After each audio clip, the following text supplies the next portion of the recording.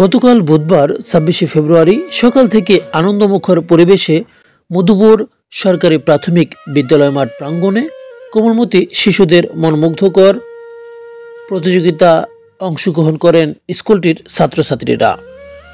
মধুপুর সরকারি প্রাথমিক বিদ্যালয়ের সহকারী শিক্ষক মোহাম্মদ আলাউদ্দিন এর সঞ্চালনায় অনুষ্ঠানটি শুরু হয়।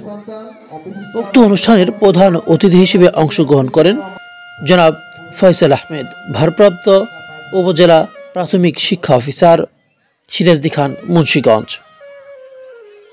অনুষ্ঠানের শুভ উদ্বোধন করেন জনাব আম্বিয়া খাতুন, উপজেলা সহকারী প্রাথমিক শিক্ষা অফিসার, সিরাজদি খান, মুন্সিগঞ্জ। উক্ত অনুষ্ঠানে সভাপতিত্ব করেন জনাব মোহাম্মদ নাসির উদ্দিন, উপজেলা সহকারী প্রাথমিক শিক্ষা অফিসার। আর উপস্থিত ছিলেন সিরাজদি খান থানা যুবদলের সাবেক সেক্রেটারি মোহাম্মদ শহীদুল্লাহ বাবু। প্রথমেই কোরআন তেলাওয়াত ও গীতা থেকে পাঠ করা হয়।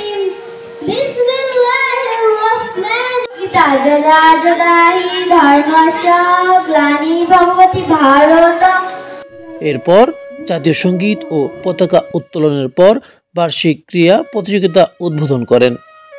প্রতিযোগিতার পর শিক্ষার্থীদের নৃত্য এবং যেমন খুশি তেমন সাজো ঐতিহ্যবাহী বিভিন্ন খেলাধুলায় অংশগ্রহণ এতে মুগ্ধ করে উপস্থিত সকলকে।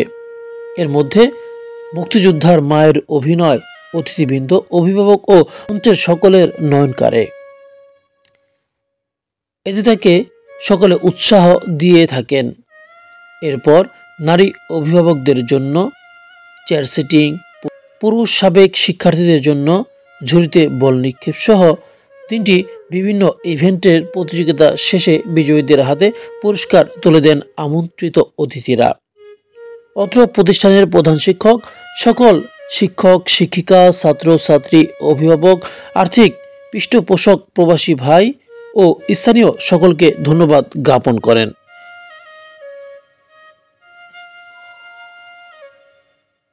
আমি মোহাম্মদ আব্দুল মান্নান শেখ, প্রধান শিক্ষক, মধুপুর সরকারি প্রাথমিক বিদ্যালয়, সিরাজদি খান। আমি এই বিদ্যালয়ে 2000 সালে প্রধান শিক্ষক হিসাবে যোগদান করেছি। অদ্যাবধি এই স্কুলে রয়েছি। এটা হলো আমার সাধারণ পরিচয়। আর এই বিদ্যালয়ে আমি যখন যোগদান করেছি তখন চিত্রটা এমনটি ছিল না।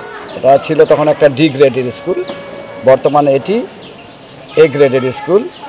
এটা ক্রমান্বয়ে তার ক্রমধারায় আস্তে আস্তে সকলের সহযোগিতায় এই বর্তমান অবস্থান হয়েছে। আমাদের এই মধুপুর সরকারি প্রাথমিক বিদ্যালয়টি উপজেলা পর্যায়ে কয়েকবার বেস্ট স্কুল, জেলা পর্যায়ে বেস্ট স্কুল, বেস্ট প্রধান শিক্ষক হিসাবে আমি 2018-তে জেলাতে শ্রেষ্ঠ হয়েছি।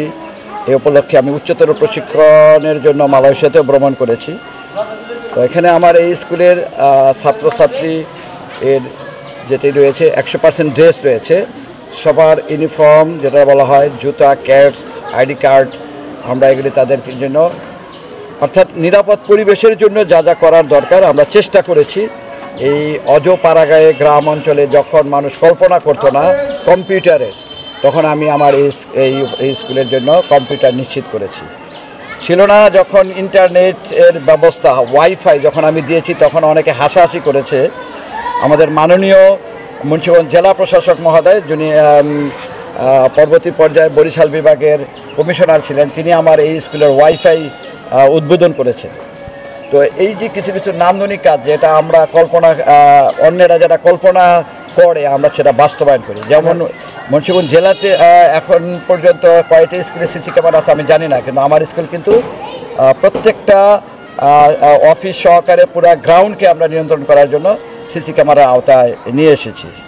আমার এখানে আরেকটা জিনিস আমি বলছি, সেটা হচ্ছে যে এখানে কিন্তু কম্পিউটারের যারা মাল্টিমিডিয়া বা প্রজেক্টের মাধ্যমে যে ক্লাস সেটা কিন্তু নেওয়া হয়।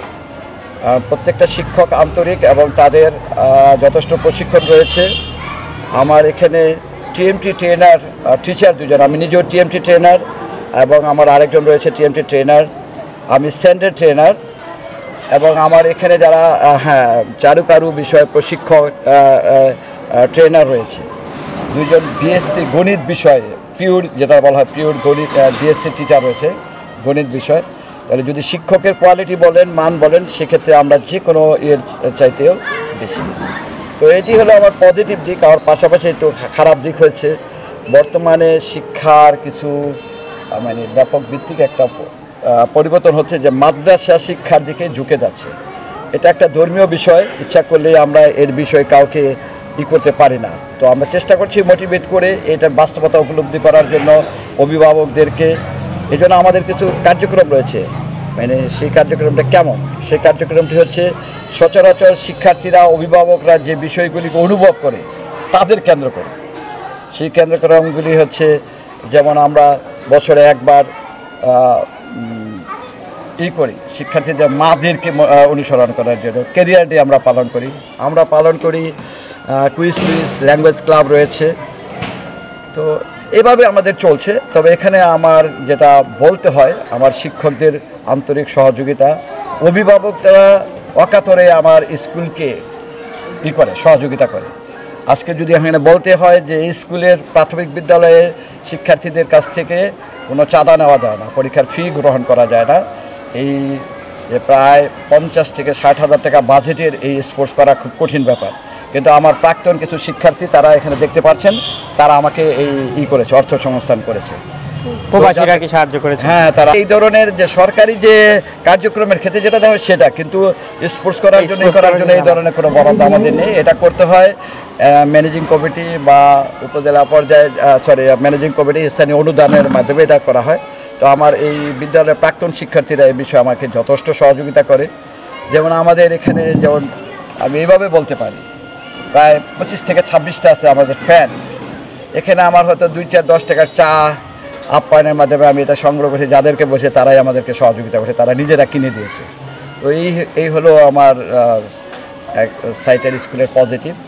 এবং সবার সাথে, আমার শিক্ষকদের সাথে, আমার অভিভাবকদের সাথে, শিক্ষার্থীদের সাথে ভালো সম্পর্ক, একটা উপজেলা প্রশাসনের সাথে আমাদের একটা ভালো সম্পর্ক।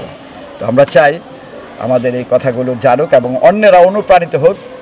স্কুল পরিচালনার ক্ষেত্রে এই যে স্টেক হোল্ডার যারা, তাদের সাথে যদি সুসম্পর্ক থাকে, তাহলে এই স্কুল যে কোনো পর্যায়ে ভালো হবে। আরেকটা বিষয় আমি বলতে ভুলে গেছি, উপজেলা পর্যায়ে আমার স্কুলে একটা নান্দনিক, আপনি দেখে যাবেন, আমার এই লাইব্রেরি রয়েছে, যেটাও কিন্তু ব্যক্তিগত অনুদানে একজন আমেরিকান প্রবাসী এই বিদ্যালয়ের প্রাক্তন ছাত্রের ওর বেশি অনুদানে আমাদের এই লাইব্রেরিটি পরিচালিত হচ্ছে। এটা ডিজিটাল লাইব্রেরি, যেটাও এটিও উদ্বোধন করেছেন আমাদের একজন সম্মানিত শিক্ষা অফিসার, উনি এখন রিটায়ার্ড হয়েছেন। তো আমাকে এই বলার সুযোগ দেওয়ার জন্য ধন্যবাদ জানাচ্ছি।